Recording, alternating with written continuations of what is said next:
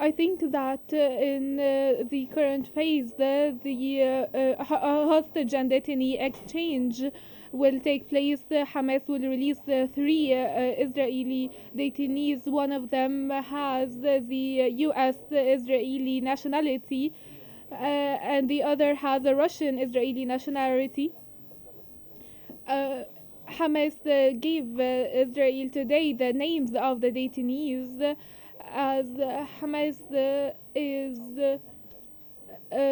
actually committed also and placed a condition to Israel to enter more mobile homes and tents and oil to Gaza, and they will actually release the detainees on time, taking back the threat they released the last week of holding of stopping the hostage exchange for for a week, which will actually help to continue the ceasefire agreement. Mhm. Now, We might. please go ahead.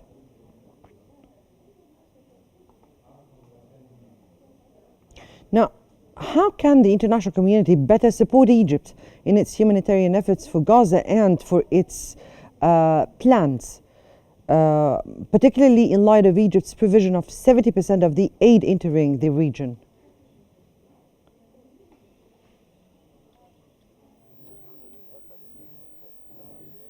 Unfortunately, the international community says that they send the aid to Gaza, but the amount is very low, which leads to the bigger part of the contribution to be sent by Egypt. Around 70% of the aid is sent by Egypt alone.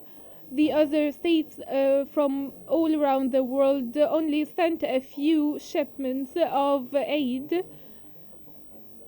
That's why we need here international coordination and a sustainable flow of humanitarian aid, as Gaza now has no other source of medicine, food, or clothes. The infrastructure is completely destroyed in this phase, and that's why the entire world needs to take part in the giving a sustainable humanitarian aid flow to Gaza, and not so that Egypt does not bear this responsibility alone, bearing the cost of the humanitarian aid, which is a very high cost, and it has never stopped for one day. Right. What could be the implications of Egypt and Qatar's mediation efforts on the future of the Gaza ceasefire agreement, and how will that be affected by U.S. involvement?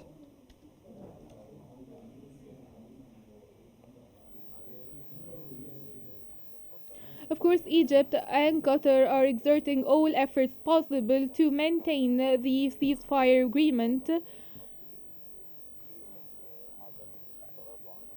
They exerted also a lot of effort not to break that deal, and we have seen when Hamas decided to break the agreement and not release the hostages on Saturday, Egypt intervened, and when Israel threatened more than once to fail this the agreement, Egypt also intervened.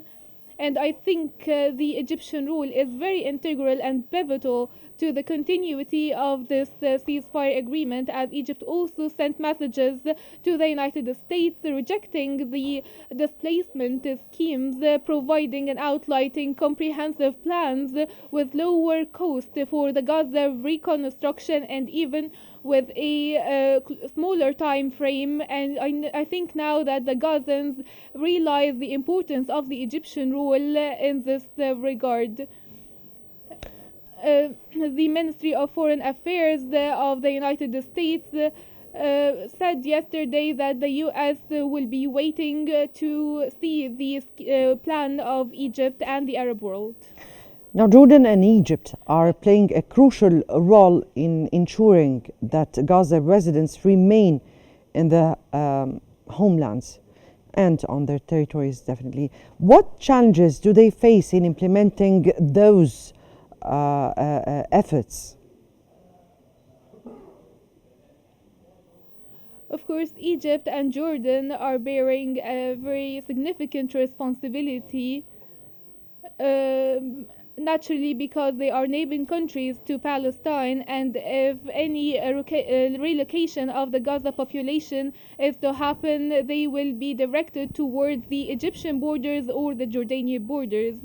Egypt and Jordan strongly reject such an idea, and the King Abdullah II expressed his rejection during a meeting with President Donald Trump in the United States, expressing the Jordanian stance in coordination with Egypt.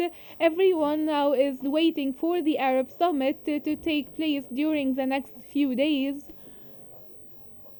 to outline a comprehensive, complete plan and convey it to the United States. Egypt and Jordan are bearing this responsibility, and more specifically, Egypt will lead the efforts of the Gaza reconstruction with the population remaining on their homelands. Right. How might the international community's response to President Trump's proposal to control Gaza affect regional stability and the future of the Palestinian cause?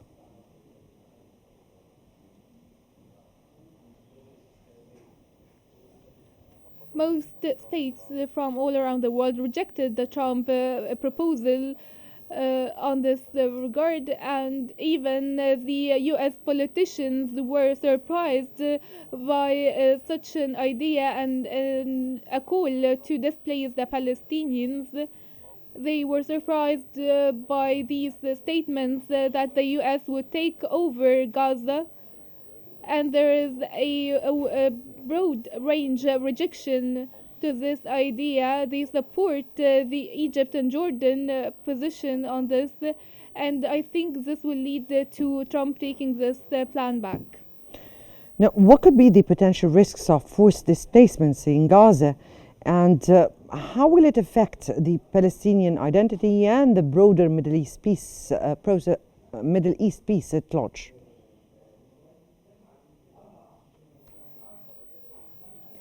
Gaza is a part of the Palestinian state.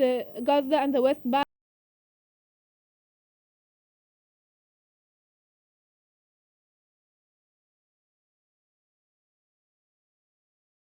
cause, and also relocating those Palestinians will lead to broadening the conflict, because if they come to Egypt or go to Jordan, they will resort to resistance, and we will see new fronts opening for the fight, which will increase and continue the fight and not solve it, meaning Yes. that relocating Gazans to Jordan and Egypt Yes. means an armed conflict between these states and Israel.